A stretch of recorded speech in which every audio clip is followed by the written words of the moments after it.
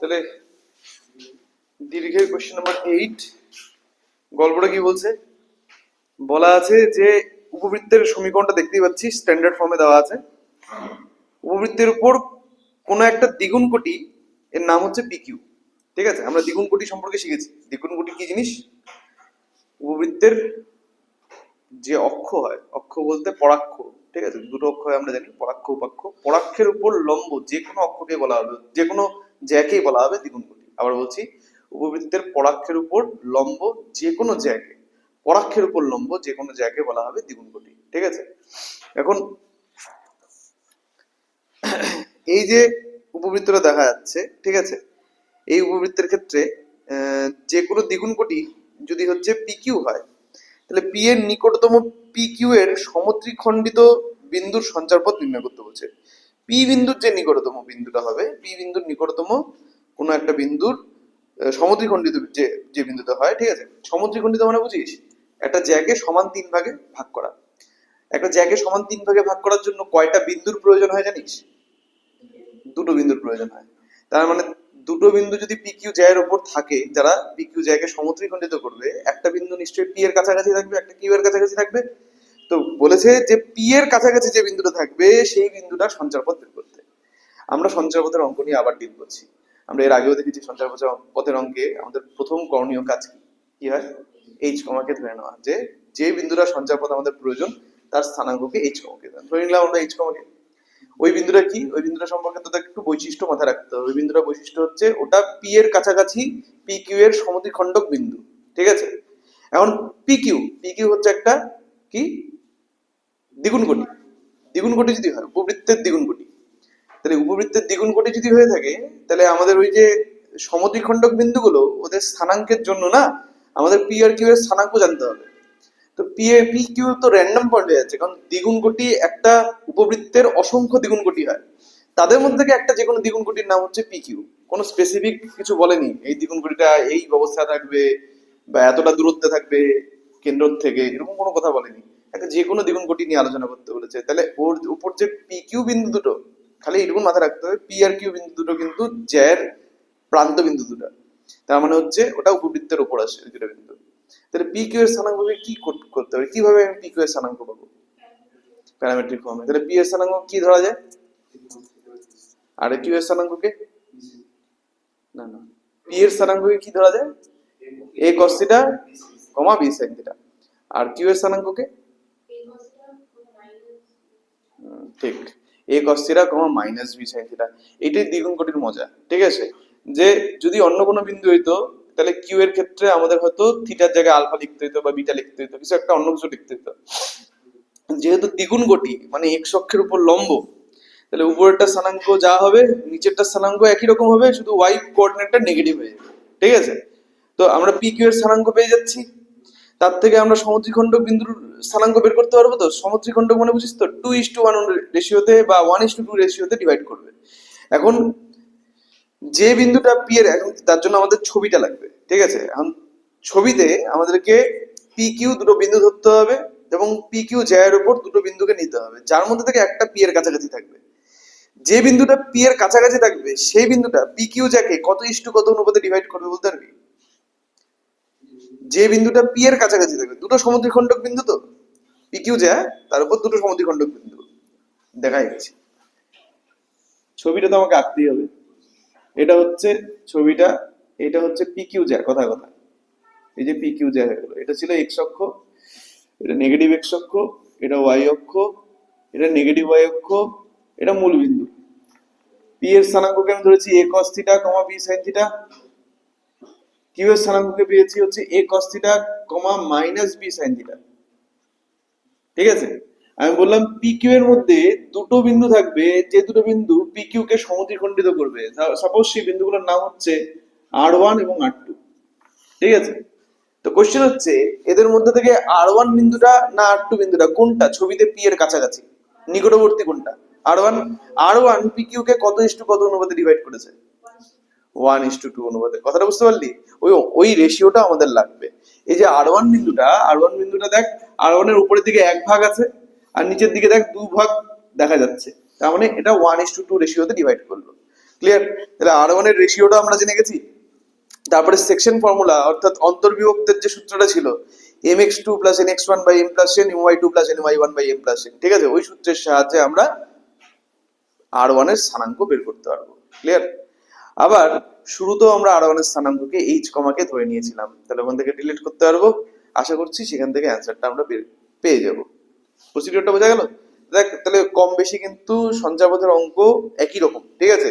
সঞ্চাপথের অঙ্কে আমাদের প্রাইম কাজ হচ্ছে, প্রথম মূল কাজ হচ্ছে যে বিন্দুর সঞ্চাপথ চেয়েছে সেই বিন্দুর স্থানাঙ্ককে h কমাকে ধরে নেওয়া, ঠিক আছে? এবং সেই বিন্দুটা সম্পর্কে একটু ডিটেলসটাও মাথায় রাখতে হবে। সেই বিন্দুটা কি বিন্দু? আমাদের এই অঙ্কে যেমন বিন্দুটা বলেছে কি, যে পি কিউ এর সমদ্বিখণ্ডক বিন্দু, যে সমদ্বিখণ্ডক বিন্দুটা পি এর নিকটবর্তী। তাহলে আমরা দেখতে পাচ্ছি পি কিউ এর দুটো সমদ্বিখণ্ডক বিন্দু R1 এবং R2, তাদের মধ্যে থেকে নিকটতম পি এর হচ্ছে R1। তাহলে R1 এর সঞ্চারপথ আমাদের কাছে চাওয়া হয়েছে, তাহলে R1 এর স্থানাঙ্ককে h কমাকে ধরা হচ্ছে। আবার ম্যাথমেটিক্যাল ক্যালকুলেশনের সাহায্যে R1 এর স্থানাঙ্ককে অন্যভাবে বের করা হচ্ছে। তাহলে এইচ আর কে এবং ওই স্থানাঙ্কগুলোর মধ্যে একটা রিলেশন পেয়ে যাবো, ব্যাস এইটুকুনি। ক্লিয়ার? তাহলে লেখাটা হবে এরকম, যে ধরি ধরি পি কিউ জে ধরি পি কিউ জে R1 ও R2 বিন্দু দুটি সমত্রিখণ্ডিত করেছে,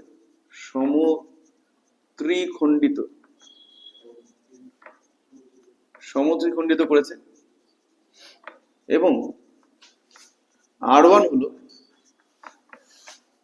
পি এর নিকটতম বিন্দু আমাদের, যার স্থানাঙ্ক h কমাকে ধরা হলো, ঠিক আছে? প্রথমেই আমরা R1 এর স্থানাঙ্ককে h কমাকে ধরে নিলাম। এখন আমার লাগবে পি এবং কিউ এর স্থানাঙ্ক। ফার্দার প্রসিড করার আগে আমাদের পি আর কিউ এর স্থানাঙ্ক নিতে হবে, ঠিক আছে? ধরি পি এর স্থানাঙ্ক কত ধরবো?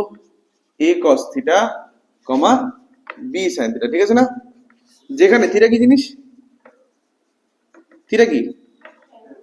থিটা হলো প্যারামিটার।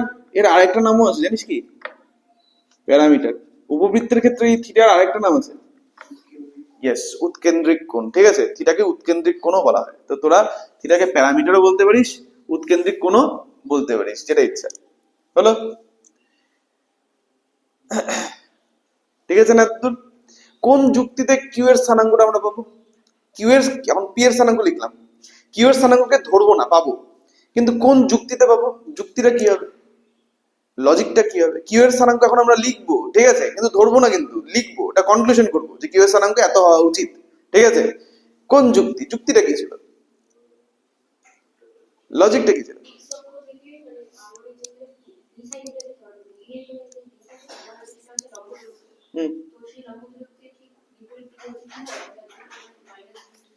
তাহলে সঠিক মানে শর্টে বলতে গেলে মানে পি কিউ হচ্ছে উপবৃত্তটার একটা দ্বিগুণ কোটি।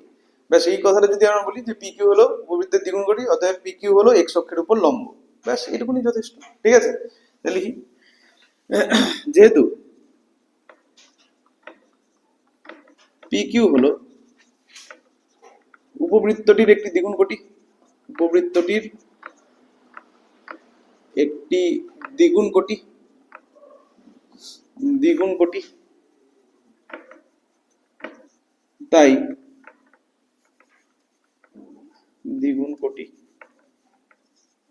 তাই পি কিউ আমাদের লিখি এক্স অক্ষের উপর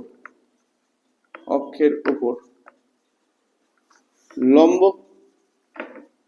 অতএব কিউ বিন্দুর স্থানাঙ্ক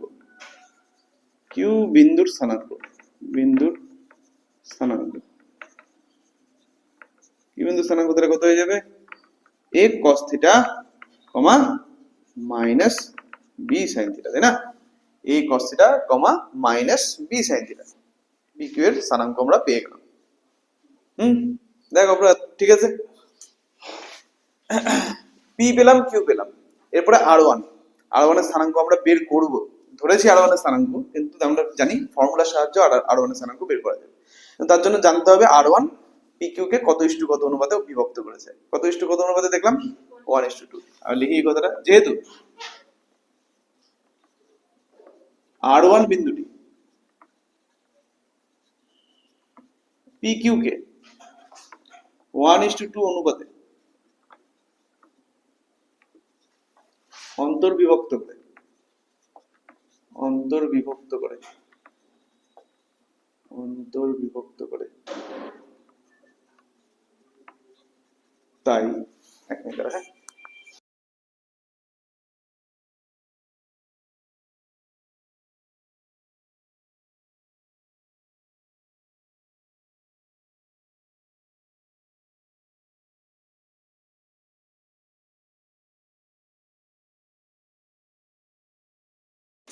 তাই তাই আর ওয়ানের স্থানাঙ্ক আর ওয়ানের স্থানাঙ্ক তাই আর ওয়ানের স্থানাঙ্ক, হ্যাঁ বল কত হবে, অ্যাপ্লাই কর। হ্যাঁ, ফর্মুলাটা কি?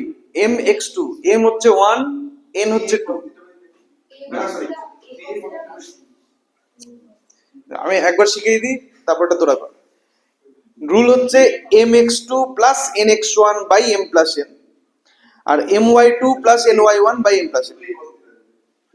দেখ এম কত অঙ্কে, শুধু এটুকু বল। 1, তাহলে 1 ইন্টু x2, x2 মানে হচ্ছে কিউ এর স্থানাঙ্ক, এই যে ছবির দিকে দেখা, x2 হচ্ছে x2/2 হচ্ছে কিউ এর স্থানাঙ্ক, x1 y1 হয়ে যাচ্ছে p এর স্থানাঙ্ক, কারণ p কে ধরে আমরা কাজ করছি, p এর নিকটতম করছি, তাই p হচ্ছে x1 y1। কারণ m x2 1 ইনটু x2 এর জায়গায় কত আছে, a cos থিটা, তাহলে 1 into a cos theta plus 2 into n x2, x2 কত, ওইটাও a cos থিটা, দেখ, divided by m plus n, হলো?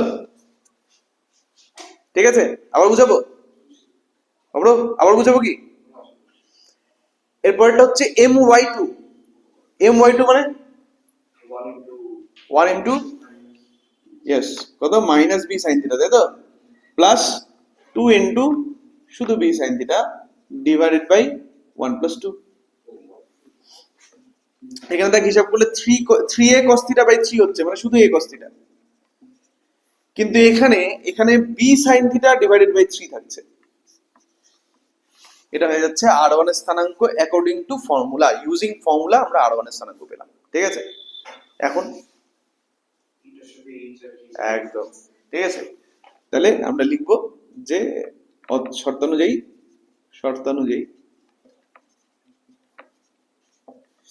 h, k এটা সমান সমান হবে a cos theta, b sin theta by 3।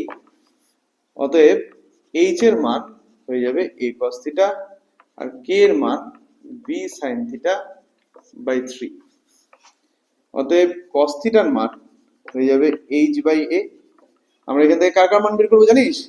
cos theta R sin theta, আর শেষে কি করবো জানিস? sin থিটা cos থেকে তাড়াবো। কোন সূত্রের সাহায্যে? আগের দিন আমরা দেখেছি sin square theta plus cos square theta equal to 1 সূত্রের সাহায্যে। আমরা জানি sin square theta plus cos square theta equal to 1, বা sin থিটার জায়গায় আমরা যদি মানটা বসিয়ে দিই, তাহলে 3k by b whole square plus h by a whole square, এটা ইকুয়াল টু 1, বা তাহলে পরে দেখতে গেলে হচ্ছে h square by a square plus 9k square by b square, এটা ইকুয়াল টু 1। এটাও একটা উপবৃত্তাকার পথ হয়ে যাচ্ছে। ঠিক আছে, এটাও উপবৃত্তাকার পথ হয়ে যাচ্ছে, বুঝেছি এটা?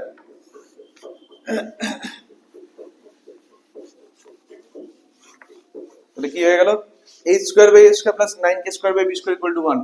অতএব, বা এভাবে লিখবো, অতএব নির্ণেয় সঞ্চার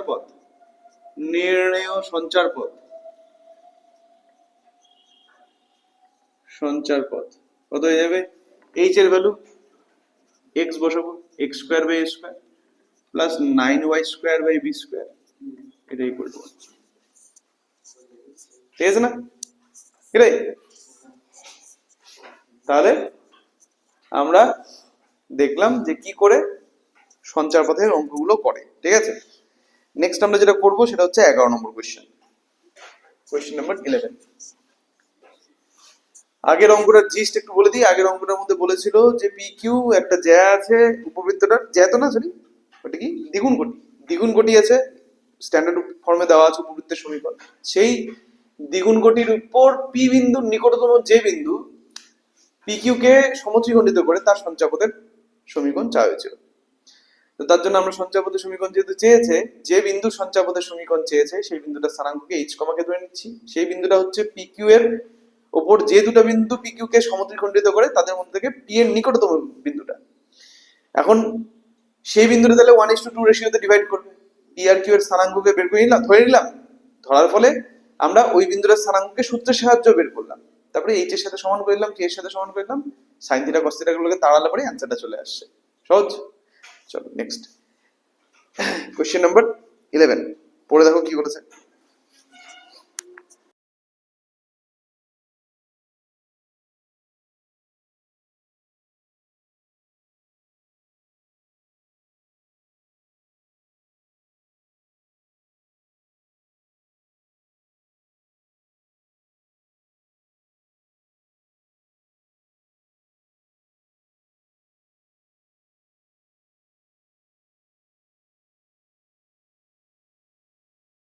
একটা উপবৃত্তের সমীকরণ দেখতে পাচ্ছিস তোরা, যার উপর পি আর কিউ হলো উৎকেন্দ্রিক কোণ, ঠিক আছে? যাদের উৎকেন্দ্রিক কোণগুলোর পি আর কিউ দুটো বিন্দু, সরি পি আর কিউ দুটো বিন্দু কোশ্চেনে দেওয়া আছে, যে উপবৃত্তের একটা সমীকরণ আছে, স্ট্যান্ডার্ড ফর্মে দেওয়া আছে, দেখতেই পাচ্ছিস, ওর উপর দুটো বিন্দু স্থানাঙ্ক পি আর কিউ। সেই পি কিউ বিন্দুর উৎকেন্দ্রিক কোণ পি এর ক্ষেত্রে আলফা প্লাস বিটা, কিউ এর ক্ষেত্রে আলফা মাইনাস বিটা কোশ্চেনে দেওয়া আছে, ঠিক বললাম? আমাদের প্রমাণ করতে বলছে পি কিউ জে এর সমীকরণ, কোশ্চেনে প্রমাণ করতে বলেছে, যেটা দেওয়া আছে ওটা হবে। তো আমাদেরকে বেসিক্যালি এটাকে প্রমাণের অঙ্ক, পি কিউ জে এর সমীকরণ বের করতে হচ্ছে। পি আর কিউ এর কিন্তু উৎকেন্দ্রিক কোণ দেওয়া আছে, তার মানে কিন্তু পি আর কিউ এর বেসিক্যালি কি বলতে পারিস, স্থানাঙ্ক গুলোকে আমরা বের করে দিতে পারবো, কারণ উৎকেন্দ্রিক কোণ দেওয়া থাকলে আমরা জানি কি করে স্থানাঙ্ক বের করতে হয়, তাই না?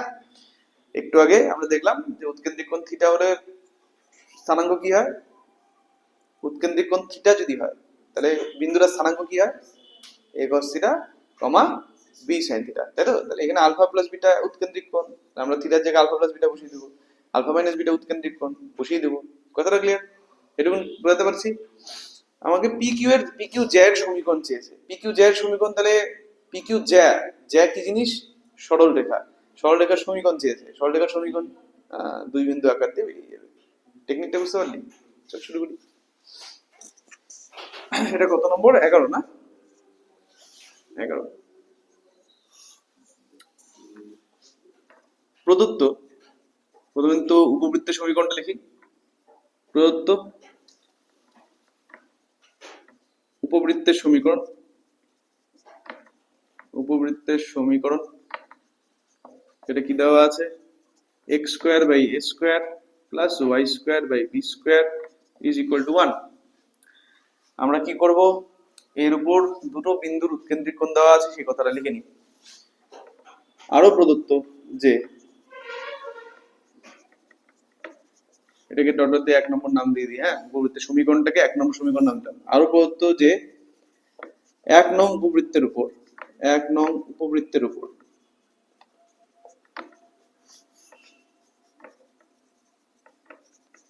দুটি বিন্দু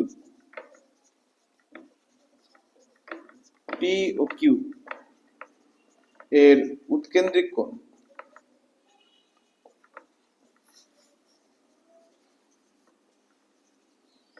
যথাক্রমে আলফা প্লাস বিটা ও আলফা মাইনাস বিটা। আমরা এর থেকে তাহলে পি আর কিউ এর স্থানাঙ্ক গুলোকে লিখতে পারবো। অতএব পি ও কিউ এর স্থানাঙ্ক হলো, স্থানাঙ্ক হবে, স্থানাঙ্ক হবে যথাক্রমে, পি এর স্থানাঙ্ক কি হবে, a cos alpha plus beta comma b sine alpha plus beta, এটা পি এর স্থানাঙ্ক হয়ে গেল, comma a cos alpha minus beta comma b sine alpha minus beta হয়ে গেল। তাহলে আমরা পি আর কিউ এর স্থানাঙ্কগুলোকে পেয়ে গেলাম। এখন আমাদের লাগবে পি কিউ জে এর সমীকরণ। এখন আমাদের লাগবে পি কিউ জে এর সমীকরণ। এখনো অবধি কিন্তু খুব একটা কিছু করিনি, ঠিক আছে? শুধুমাত্র উৎকেন্দ্রিক কোণগুলোর সাহায্যে আমরা পি এবং কিউ এর স্থানাঙ্কগুলোকে লিখলাম, ঠিক আছে না? বোঝা গেছে? এটুকুন ক্লিয়ার স্নেহা? এখন আমরা পি কিউ জে এর সমীকরণ বের করব দুই বিন্দু আকারের সাহায্যে। অতএব পি কিউ জে এর সমীকরণ হলো অতএব পি কিউ জে এর সমীকরণ হলো অতএব পি কিউ জে এর সমীকরণ সমীকরণটা কি হবে? ফর্মুলা y মাইনাস y1 কাকে ধরি? b। আচ্ছা শোন, এটাকে না, এই যে এটাকে আমরা x1 y1 ধরি, মানে পয়েন্টটাকে কিউ কে আমরা x1 y1 ধরলাম, আর p কে আমরা x2 y2 ধরছি, ঠিক আছে? কেন? কারণ আমি বিয়োগ করবো তো x1 y1 কে, তাই।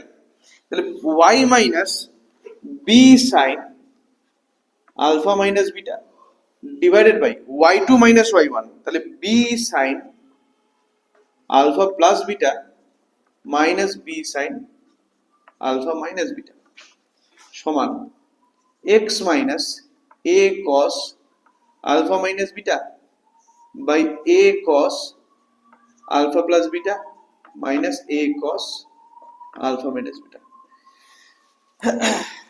এটাকেই যে x1 y1 ধরতে হবে তার কোনো মানে নেই, তুই যেটা এটাকেও x1 y1 ধরতে পারতিস। আমি আমার ক্যালকুলেশন আমার মনে হলো যে এরকম করলে পরে হয়তো সুবিধা হতে পারে, এই জন্যই এরকম করলাম, ঠিক আছে? চল, বা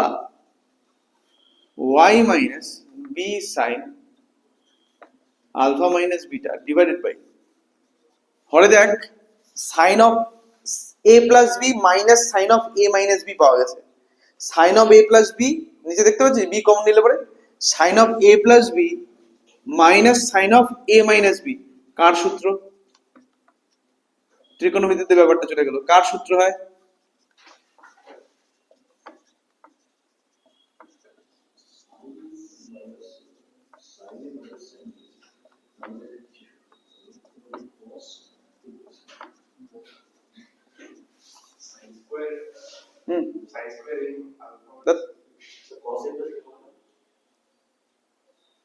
sign A plus B minus sine A minus B কার সূত্র?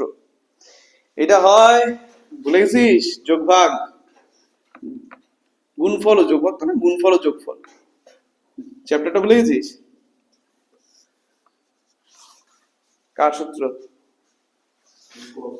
2 cos alpha sine beta, 2 cos a sin b, 2 cos a sin b equals to sin of a minus a plus b minus sin of a minus b।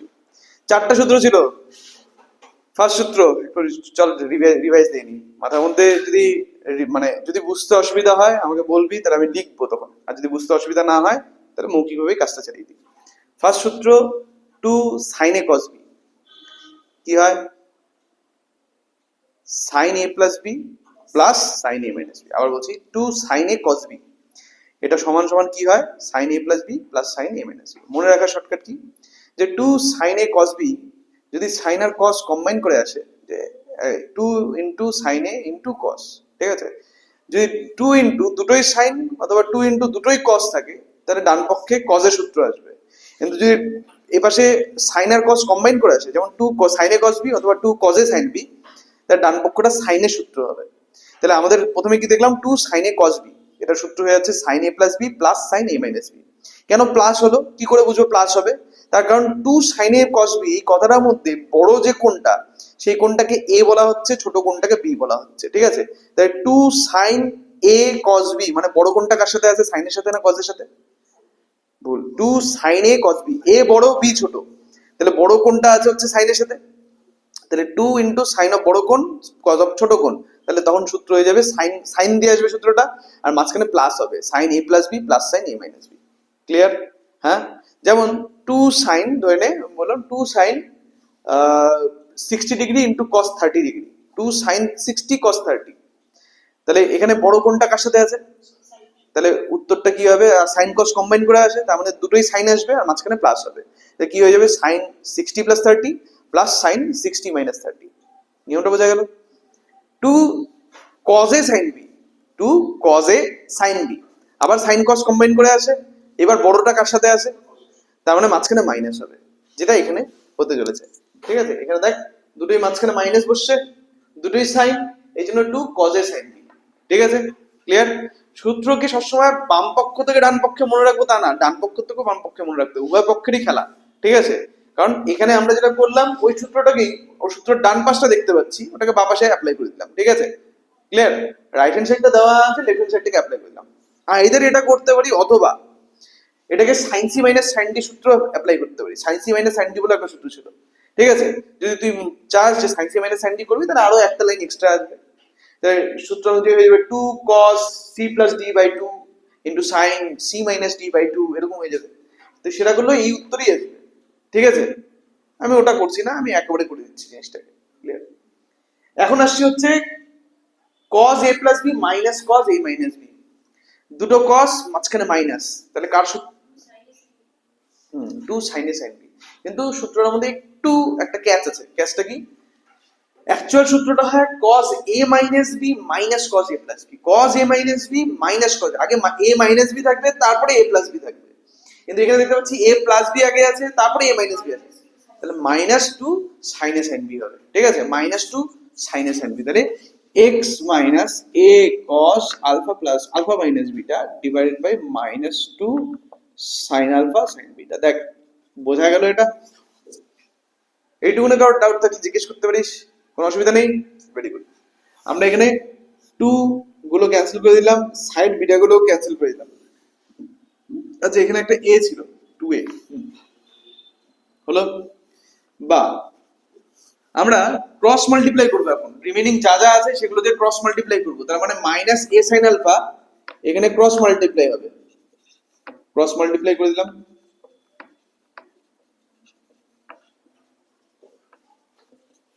একই রকম ভাবে B cos alpha, ওটা multiply হবে, cross multiply হয়ে যাবে, B cos alpha এখানে x minus A cos alpha minus beta হয়ে গেল।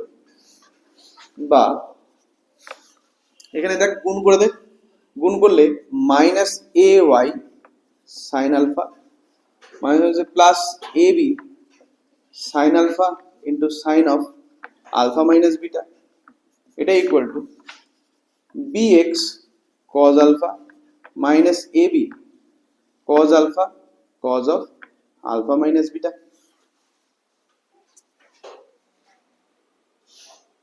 দেখ, এখন অবধি সব ঠিক আছে। আমাদের কিন্তু এটা প্রমাণের অঙ্ক, তো আমাদের ধীরে ধীরে ধীরে দেখতে হবে যে যেটা প্রমাণ করতে হবে ওটা আসছে কিনা।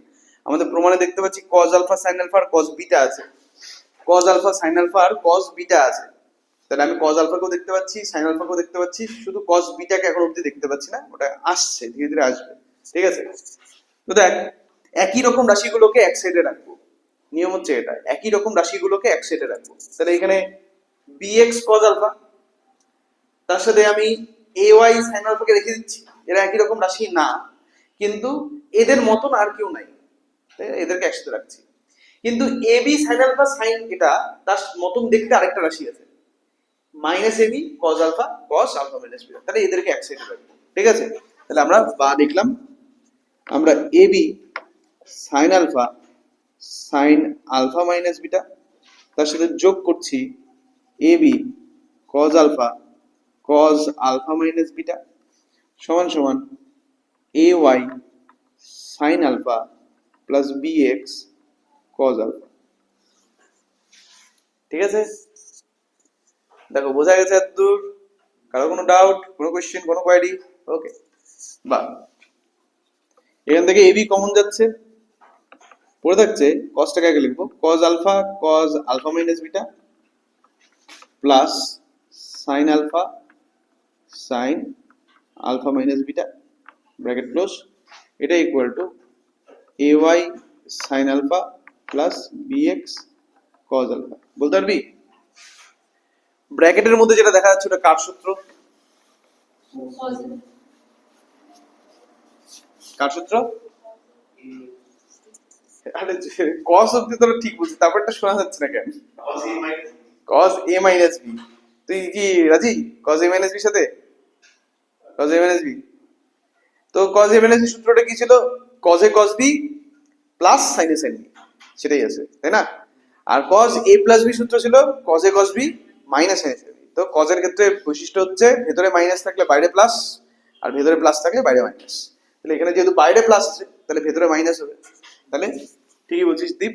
তাহলে A B into cos a বলতে আলফা মাইনাস বি বলতে alpha minus beta is equal to a y sine alpha plus b x cos alpha. অতএব b x cos alpha plus a y sine alpha এটা equal to a b cos, দেখ alpha গুলো cancel হয়ে শুধু beta পড়ে থাকলো। বা আমাদের কি এরকম অ্যান্সারটা আছে না, by A by B format আছে না? তাহলে আমরা কি করব, এ বি দিয়ে ভাগ করে দিচ্ছি। এই যে এবি, এবি দিয়ে উভয় পক্ষকে ভাগ করে দিই। তাহলে এবি দিয়ে ভাগ করলে X cos alpha by A থাকবে এখানে, Y sine alpha by B থাকবে এখানে, আর এখানে এবি দিয়ে ভাগ হয়ে গেছে মানে শুধু কস বিটা পড়ে আছে। ঠিক আছে, এখানে লিখে দিই উভয় পক্ষকে এবি দ্বারা ভাগ করে পেলাম, ভাগ করে পেলাম, এই হয়ে গেল। আর এটাই মনে হয় আমাদের প্রমাণ করতে বলছে, তাই না? এটা হয়ে গেল প্রমাণিত।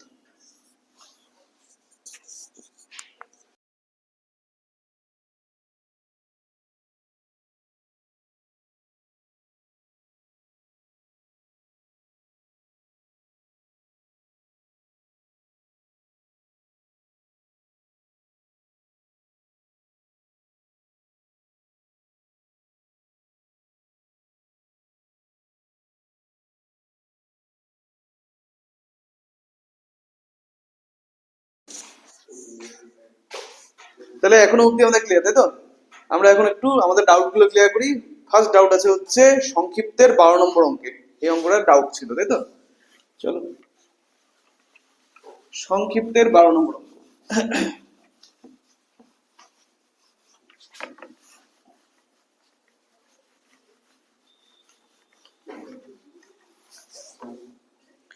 সংক্ষিপ্তের 12 নম্বর অঙ্ক।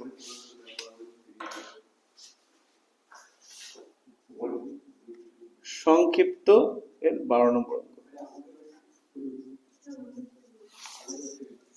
আচ্ছা, কি বলেছে 12 নম্বর কোশ্চেন একটু পড়ি। একটা উপবৃত্ত দেওয়া আছে যার উৎকেন্দ্রতা বলা আছে হাফ, নাভি এস এর স্থানাঙ্ক 0 0 এবং অক্ষ নিয়ামকের ছেদবিন্দু স্থানাঙ্ক জেড। উপবৃত্তটার কেন্দ্রের স্থানাঙ্ক চাওয়া হয়েছে। ঠিক আছে, উপবৃত্তটির কেন্দ্রের স্থানাঙ্ক তাহলে কি হবে? পড়াইছে? তাহলে উপবৃত্তের উৎকেন্দ্রতা আমাদের দেওয়া আছে। তাহলে এটা একটা উপবৃত্ত, আমি উপবৃত্তের দেখতে পাচ্ছি যে কেন্দ্রের স্থানাঙ্ক কত? কেন্দ্রের স্থানাঙ্ক দেওয়া আছে কি না? নাভির স্থানাঙ্ক বলেছে 0,0। নাভি যদি 0 0 হয় তাহলে কেন্দ্র নিশ্চয়ই 0 0 তো না। তাহলে 0 0 যদি না হয় তাহলে আমাদের যে দুটো প্রাইমারি যে আকার, ওই দুটো আকারের একটাও হচ্ছে না।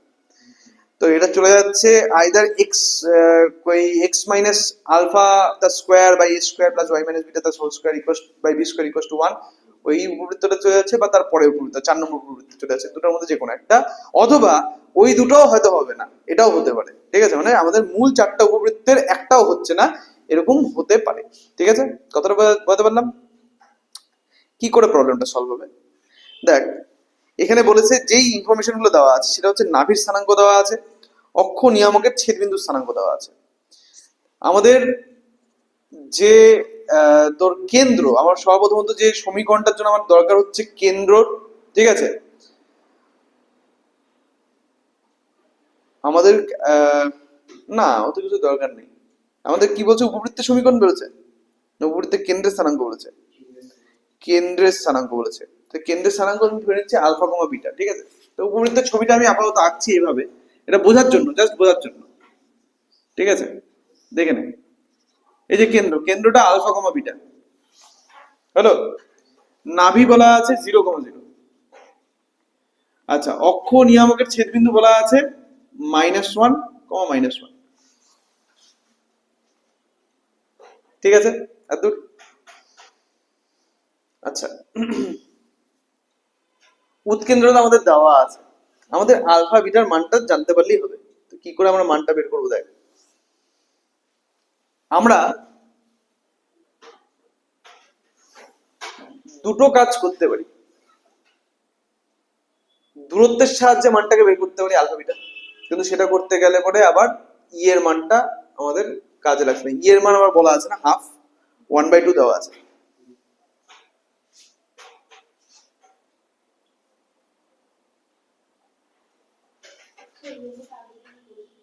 হুম, এই অঙ্কটাতে আমাদের কি হবে দেখ,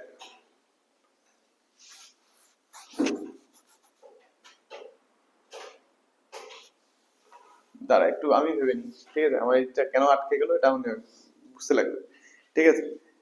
উপবৃত্তের কেন্দ্রের স্থানাঙ্ক আমাদের কাছে চাওয়া হয়েছে, অক্ষ নিয়ামকের ছেদবিন্দু স্থানাঙ্ক দেওয়া আছে।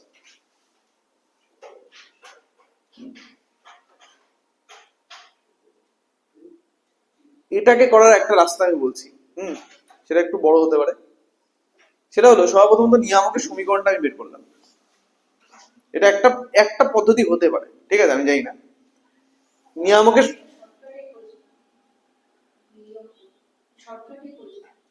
দাঁড়া আমি বলে নিই আগে, ঠিক আছে? প্রসিডিওরটা শুনে না, তারপর তোরটা আমি শুনছি, ঠিক আছে? তারপর তুই তোর ইয়েটা প্রসিডিওরটা শুনছি।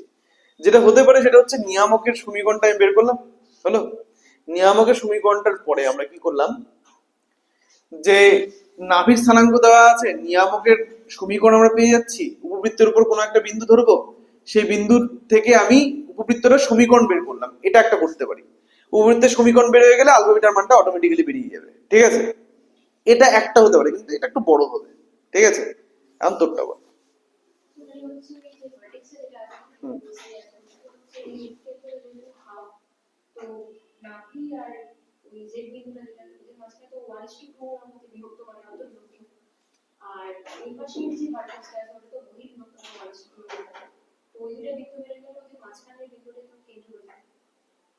হুম, হ্যাঁ হ্যাঁ, ঠিক ঠিক। তাহলে ও যেটা করেছে, ও যেটা বললো সেটাও, সেটাই এটাই এটাই করবো, এটাই ভালো হবে। সেটা হচ্ছে তোর এখানে আমরা এই এ আর এ ড্যাশ, এই দুটো বিন্দুর স্থানাঙ্ক বের করতে পারি। কি করে? আমরা এর স্থানাঙ্ক পাবো কি করে? দেখ, নাভির স্থানাঙ্ক আমি জানি, আর অক্ষ আর নিয়ামকের ছেদ বিন্দুর স্থানাঙ্ক আমাদের জানা আছে। এখন এ হচ্ছে উপবৃত্তের ওপরের একটা বিন্দু। আমরা জানি এ বিন্দু থেকে বা উপবৃত্তের উপর যে কোনো বিন্দু থেকে নাভির দূরত্ব আর ওই বিন্দু থেকে নিয়ামকের দূরত্বের অনুপাত, সেটাই হচ্ছে ই, অর্থাৎ উৎকেন্দ্রতা। আর কোশ্চেনে সেই উৎকেন্দ্রতা মান যার জন্য দেওয়া আছে, ঠিক আছে? হলো? ক্লিয়ার? তার মানে বেসিক্যালি এ বিন্দুটা, এই নাভি আর নিয়ামক এদের যে সংযোগ সরলরেখাটা, মানে এটা হচ্ছে আমাদের এস বিন্দু, এটা হচ্ছে আমাদের জেড বিন্দু। কোশ্চেনে দেখ মেনশন করা আছে এস আর জেড বলে। তাহলে এই এস এবং জেড, এস জেড যে সরলরেখাটা, এই এস জেড সরলরেখাটাকে এ বিন্দু, উৎকেন্দ্রতার মান যত, উৎকেন্দ্রতার মান কত বলা আছে? হাফ। তাহলে 1:2, হাফ মানে 1:2, ঠিক আছে? রেশিওতে অন্তর্বিভক্ত করবে এই বিন্দুটা। ক্লিয়ার? ঠিক একই রকম ভাবে এ ড্যাশ, এ ড্যাশও তো উপবৃত্তের উপরে একটা বিন্দু, আর নিয়মটা তো এ ড্যাশের জন্য অ্যাপ্লিকেবল। তাহলে এ ড্যাশের এস থেকে দূরত্ব আর এ ড্যাশের জেড থেকে দূরত্ব, এদের অনুপাতটাও কি হওয়া উচিত? উৎকেন্দ্রতার মানের সাথে সমান হওয়া উচিত। তার মানে এই এ ড্যাশও এস জেড সরলরেখাকে 1:2 অনুপাতে বিভক্ত করলো। ক্লিয়ার? আবার বলছি, আবার বলবো, আবার বলতে হবে। তাহলে এ বিন্দু যেটা, এই বিন্দুটা দেখ, ফার্স্টে এ বিন্দু, তারপরে এ ড্যাশ বিন্দু, এভাবে আলোচনা করবো। এ বিন্দুটা এস জেড সরল রেখাংশের উপর আছে তো। এস বিন্দুর স্থানাঙ্ক কোশ্চেনে মেনশন করেছে 0,0, জেড এর স্থানাঙ্ক কোশ্চেনে মেনশন করেছে -1, -1। আর এ, এ হচ্ছে কি, এস জেড সরল রেখাংশের মাঝখানের কোনো একটা বিন্দু, মাঝামাঝি কোনো একটা জায়গা আছে। এখন যেহেতু এ বিন্দুটা উপবৃত্তের ওপরের বিন্দু, আর উপবৃত্তের ওপর যে কোনো বিন্দু নাভি থেকে আর নিয়ামক থেকে যে দূরত্বগুলো তৈরি করে, সেই দূরত্বের অনুপাত থেকে বলা হয় হচ্ছে উৎকেন্দ্রতা, যার মান কোশ্চেনে মেনশন করা আছে। কত মেনশন করা আছে? হাফ, মানে 1:2। তার মানে তুই বলতে পারিস এ বিন্দু এস জেড কে 1:2 অনুপাতে অন্তর্বিভক্ত করেছে। ছবির থেকে যেটা বুঝতে পারছি। অন্তর্বিভক্ত কেন বললাম? কারণ এই বিন্দুটা এস জেড এর ওপর আছে। ক্লিয়ার? এখন এ ড্যাশ, এ ড্যাশের ক্ষেত্রে কি হবে? এ ড্যাশের ক্ষেত্রে এ ড্যাশ বিন্দুটা আবার এস জেড সরলরেখাংশের উপর আছে, কিন্তু এই ড্যাশ বিন্দুটা এস জেড সরলরেখাংশকে কি করেছে দেখ, বাইরের দিকে অবস্থান করছে। তার মানে এটা বহির্বিভক্ত করেছে। আবার বলছি, এস জেড সরলরেখার উপরেই আছে, কিন্তু এস জেড সরলরেখাংশের মধ্যে নেই, ঠিক আছে, বাইরে আছে। তার মানে এ ড্যাশটা কি করলো, এস জেড সরলরেখাংশকে বহির্বিভক্ত করলো। এখন কোশ্চেন হচ্ছে কত ইস্টু কত অনুপাতে। এখন এ ড্যাশে তো উপবৃত্তের ওপরের একটা বিন্দু, তাহলে এ ড্যাশে তো এস এর থেকে দূরত্ব আর এ ড্যাশে তো জেড এর থেকে দূরত্বের অনুপাতটা 1:2 হবে, ঠিক আছে, কিন্তু এবার বহির্বিভক্ত। তার মানে এক্ষেত্রে এ 1:2 অনুপাতে অন্তর্বিভক্ত করলো, এ ড্যাশ 1:2 অনুপাতে বহির্বিভক্ত করলো। কথাটা ক্লিয়ার বুঝতে পারছি? তাহলে আমরা এই কনসেপ্টের সাহায্যে এ আর এ ড্যাশ এই দুটো বিন্দুর স্থানাঙ্ক আগে বের করবো। আর এ আর এ ড্যাশ দুটো বিন্দু, যে মধ্য বিন্দু যেটা, ঠিক আছে, মধ্যবিন্দু, সেটাই হচ্ছে আমাদের শীর্ষ, ঠিক আছে। তুই শীর্ষ বলছি কেন্দ্র, কেন্দ্রকে তুই এ ড্যাশের মধ্যবিন্দু বলতে পারিস, কেন্দ্রকে তুই নাভি দুইটার মধ্যবিন্দু বলতে পারিস, কেন্দ্রকে তুই নিয়ামক, এই যে জেড, একই রকম ভাবে এই পাশে জেড ড্যাশ থাকবে, জেড আর জেড ড্যাশেরও মধ্যবিন্দু বলতে পারিস, যেটা ইচ্ছা। ক্লিয়ার? কিন্তু কোয়েশ্চেন থেকে আমরা যেটা পাচ্ছি, আমরা দুটো নাভি স্থানাঙ্ক পাচ্ছি না, আমরা জেড জেড ড্যাশও পাচ্ছি না, কিন্তু আমরা শীর্ষবিন্দু দুটোকে বের করতে পারছি। তো আমরা শীর্ষ দুটোর মধ্যবিন্দুর যে সূত্র x1 + x2/2, y1 + y2/2, এই সূত্রের সাহায্যে আমরা শেষে আলফা বিটার মানটা বের করে নেবো। ঠিক আছে দীপ, সবাই বুঝতে পারলি? চল শুরু করি। তাহলে এটা করতে গিয়ে আমাদের কি লিখতে হবে? আমাদের এস, এস কি বলা আছে? এস আর জেড উল্লেখ করা আছে না। প্রদত্ত উপবৃত্তের নাভি ব্র্যাকেটে এস, কমা অক্ষ নিয়ামকের ছেদবিন্দু, অক্ষ ও নিয়ামকের ছেদবিন্দুর স্থানাঙ্ক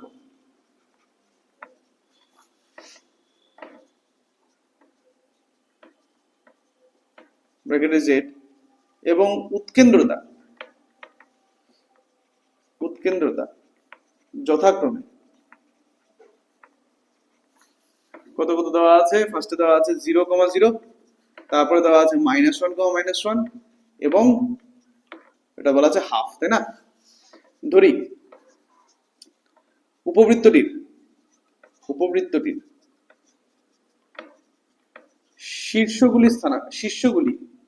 শীর্ষগুলি যথাক্রমে ক্যাপিটাল এ ও ক্যাপিটাল এ ড্যাশ। অতএব লিখে নেওয়ার দূর, এইটুকুন লেখার পরে আমাদের ডাউট গুলো এরপর থেকে স্টার্ট হয়। এরপরে আমরা দেখতে পাচ্ছি এ, প্রথমে এর প্রসঙ্গে আসবো। এ যে বিন্দুটা, এই বিন্দুটা এস জেড সরলরেখাংশকে কি করলো তাহলে? কত ইস্টু কত অনুপাতে? 1:2। আর এ ড্যাশ কত রেশিও? 1:2, তাই না? এই কথাটা আমাদের লিখতে হবে। অতএব আমরা লিখবো এ ও এ ড্যাশ বিন্দু দুটি S Z সরলরেখাংশকে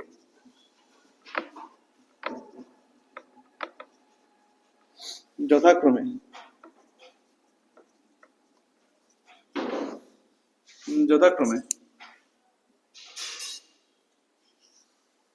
A O a dash বিন্দু দুটি এস জেড সরলরেখাংশকে যথাক্রমে কত?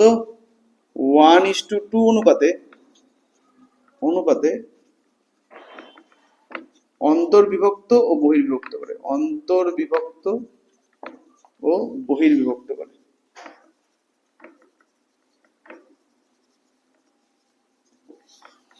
ঠিক আছে? হলো? তাহলে এই এ আর এ ড্যাশ বিন্দু দুটি এস জেড সরলরেখাংশকে যথাক্রমে 1:2 অনুপাতে অন্তর্বিভক্ত বহির্বিভক্ত করে। এখন তাহলে আমরা এর স্থানাঙ্ক বের করবো, এ ড্যাশের স্থানাঙ্ক বের করবো। অতএব এ এর স্থানাঙ্ক হলো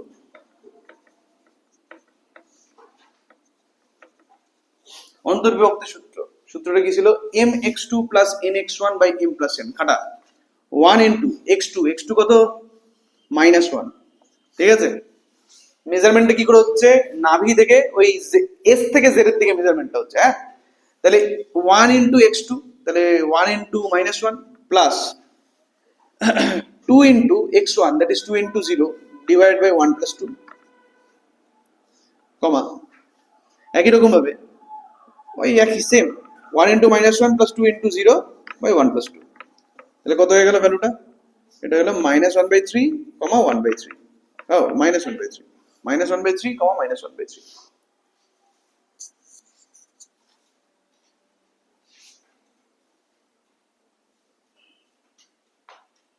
ঠিক আছে, এরপরে এ ড্যাশ, অতএব এ ড্যাশের স্থানাঙ্ক, অতএব এ ড্যাশ এর স্থানাঙ্ক, এ ড্যাশের স্থানাঙ্ক কি হবে? বহির্বিভক্তের ফর্মুলা, বহির্বিভক্তের ফর্মুলাটা মনে আছে কারোর? মাঝখানে মাইনাস, একদম। তাহলে যা লিখেছি এর আগের বার সেটাই লিখবো, শুধু মাঝখানে মাইনাস।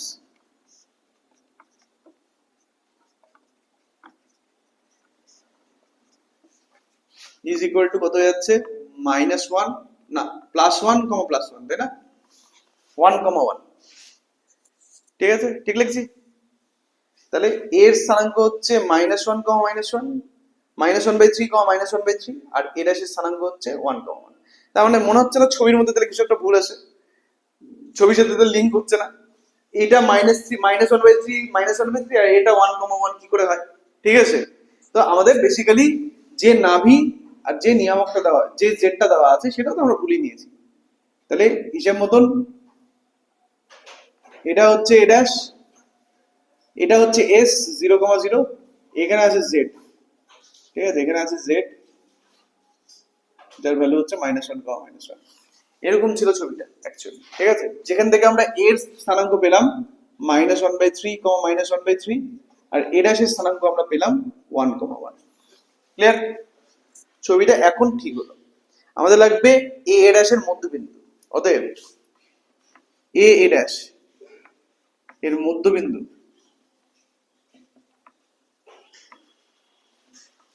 ইজ ইকুয়াল টু কেন্দ্র, কেন্দ্রের স্থানাঙ্ক, কেন্দ্রের স্থানাঙ্ক ইজ ইকুয়াল টু হয়ে যাবে কত? 1 -1/3 divided by 2, 1 -1/3 divided by 2, that is 1/3, 1/3। কেন্দ্রের স্থানাঙ্ক হচ্ছে 1/3, 1/3। প্রসিডারটা বুঝতে পারলি? খুবই ইম্পর্টেন্ট প্রবলেম এটা। আজকে এখনো অব্দি যতগুলো অঙ্ক করলাম সবগুলোর মধ্যে সব থেকে ইম্পর্টেন্ট প্রবলেম এটা। ঠিক আছে, ইভেন লং এর প্রবলেম গুলোর থেকেও ইম্পর্টেন্ট এটা।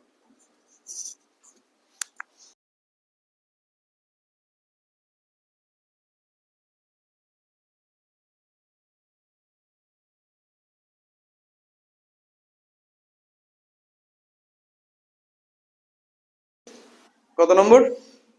13। 13 নম্বর কোশ্চেনটা একটু পর মুছে দেবো, বোর্ডটা, বোর্ডটা মুছে দিই।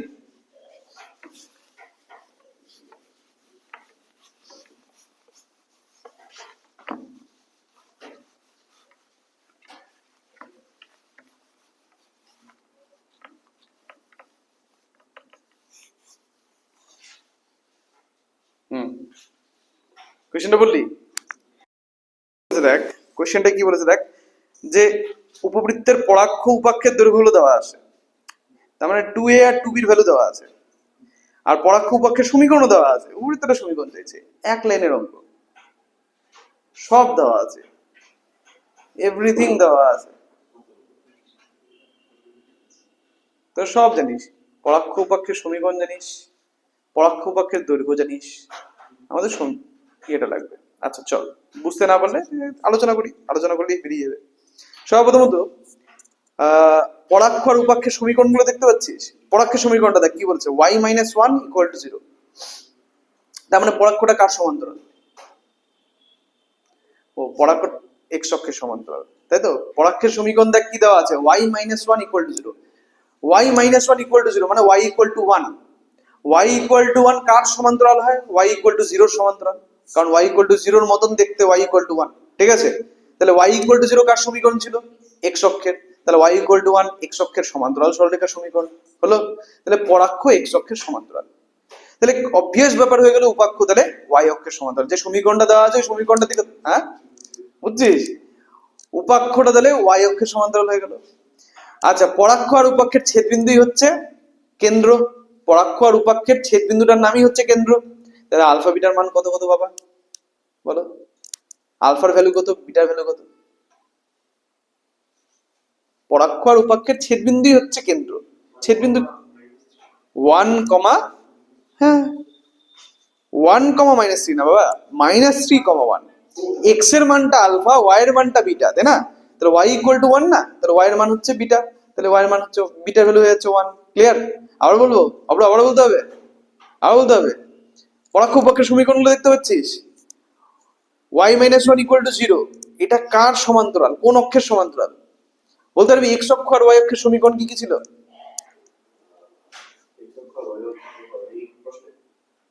ইন জেনারেল এক্স অক্ষের সমীকরণ কি হয়? এক্স অক্ষের সমীকরণ কি হয়? এক্স অক্ষের সমীকরণ হয় ওয়াই ইকুয়াল টু জিরো। পুরো এক্স অক্ষ বরাবর দেখ, ওয়াই ওয়াই মানে হচ্ছে কোটি, কোটি জিরো হয়, এই জন্য এক্স অক্ষের সমীকরণ হয় ওয়াই ইকুয়াল টু জিরো। ওয়াই অক্ষের অনুরূপভাবে সমীকরণ কি? X equal to zero, logically তাই হওয়া উচিত। হলো? এখন ওয়াই ইকুয়াল টু জিরো হচ্ছে এক্স অক্ষের সমীকরণ, ওয়াই ইকুয়াল টু জিরো। ওই দুটো সমীকরণের মধ্যে কোনটা ওয়াই ইকুয়াল টু জিরোর মতন দেখতে?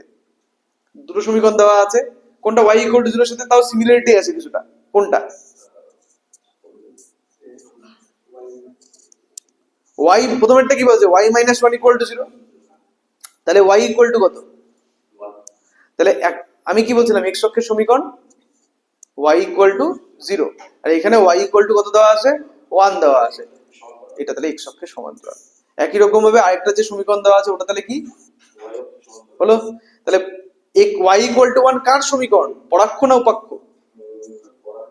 পরাক্ষ। আর x equal to minus three সেটা হচ্ছে, তো পরাক্ষ এক্স অক্ষের সমান্তরাল হইলো, উপাক্ষ ওয়াই অক্ষের সমান্তরাল হইলো। ক্লিয়ার? পরাক্ষ আর উপাক্ষের ছেদ বিন্দুই হচ্ছে কেন্দ্র। তাহলে আলফা বিটার ভ্যালু পেয়ে যাচ্ছি। কত হবে? পরাক্ষের সমীকরণ ওয়াই ইকুয়াল টু ওয়ান, উপাক্ষের সমীকরণ x equal to minus three. তাহলে ওখানে ক্লিয়ারলি বোঝা যাচ্ছে এক্স এর মান মাইনাস থ্রি, ওয়াই এর মান ওয়ান। তাহলে ভুজ, এক্স এর মানকেই বলা হয় ভুজ। ভুজ হয়ে যাচ্ছে মাইনাস থ্রি, কোটি হয়ে যাচ্ছে ওয়ান। তাহলে মাইনাস থ্রি কমা ওয়ান, এটা হয়ে যাচ্ছে কেন্দ্রের স্থানাঙ্ক। ক্লিয়ার? বুঝতে পারলি? এত বোঝা গেছে তো? ঠিক আছে দীপ, সবাই বুঝতে পারছি? কেন্দ্র পেয়ে গেলাম। আমরা জানি যে পরাক্ষ এক্স অক্ষের সমান্তরাল ওয়াই অক্ষের সমান্তরাল, তাহলে এর সমীকরণটা কি হবে? 3 নম্বর, এক্স মাইনাস আলফা তার whole square divided by a square plus Y minus beta তার whole square by b square equals to 1। A আর বি এর মানও দেওয়া আছে। বোঝা গেছে? চল শুরু করি। এটা হচ্ছে কত নম্বর? 13। প্রদত্ত পরাক্ষ ও উপাক্ষের সমীকরণ, উপাক্ষের সমীকরণ কত কত বলা আছে? y minus one equal to zero এবং x plus three equal to zero, বা y ইকুয়াল টু ওয়ান এবং x equal to minus three. অতএব পরাক্ষ ও উপাক্ষ যথাক্রমে, পরাক্ষ ও উপাক্ষ যথাক্রমে, যথাক্রমে x অক্ষ ও y অক্ষের সমান্তরাল, y অক্ষের সমান্তরাল। ঠিক আছে? অতএব কেন্দ্রের স্থানাঙ্ক, কেন্দ্রের স্থানাঙ্ক, কেন্দ্রের স্থানাঙ্ক কত দেওয়া আছে? Minus three comma one. ঠিক আছে? এক্স এর মান মাইনাস থ্রি, তাই মাইনাস থ্রি বসলো প্রথমে, আর ওয়াই এর মান ওয়ান, তাই ওয়ান। এই পরাক্ষ আর উপাক্ষের ছেদ বিন্দু এভাবে বের করবো এক্স আর ওয়াই এর মানের সাহায্যে। ক্লিয়ার? তাহলে আমরা কেন্দ্রের স্থানাঙ্ক পেয়ে গেলাম। ধরি, আচ্ছা ধরার দরকার নেই, পরাক্ষের দৈর্ঘ্য, আবার এবার লিখি, আবার আবার পরাক্ষের দৈর্ঘ্য, পরাক্ষ ও উপাক্ষের দৈর্ঘ্য, এবার লেখ পরাক্ষ ও উপাক্ষের দৈর্ঘ্য যথাক্রমে কত কত বলা আছে? যথাক্রমে কত কত বলা আছে? 8 একক এবং 6 একক। অতএব নির্ণেয় সমীকরণ ডাইরেক্ট লিখবো আমরা, নির্ণেয় সমীকরণ কত হবে? এক্স মাইনাস আলফা, তার মানে এক্স প্লাস থ্রি তার square divided by A square. A square মানে হচ্ছে 8 আর 6 এর মধ্যে বড়, যে বড় হচ্ছে 8, 8 কে অর্ধেক করতে হবে, 4, 4 এর square 16 plus Y minus one তার স্কোয়ার বাই কত লিখবো তাহলে সেই হিসাবে 9, এটা ইকুয়াল টু 1। এই হয়ে গেল আমাদের অ্যান্সার। বুঝা গেছে? কেন?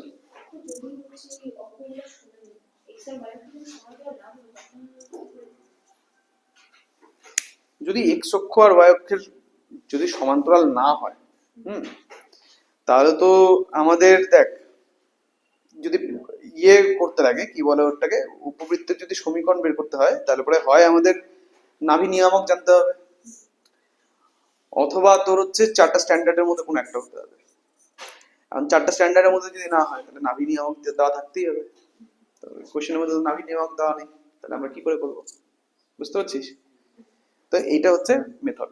হয় চারটা স্ট্যান্ডার্ডের মধ্যে যে কোনো একটা আসুক, কারণ ওই চারটা সব ডিটেলস গুলো আমাদের পড়া আছে, অথবা নাভি নিয়ামক দেওয়া থাকবে। নাভি নিয়ামক দেওয়া থাকলে ওটা যেরকমই উপবৃত্ত হোক সেটা বের করে দেওয়া যাবে, তাই না?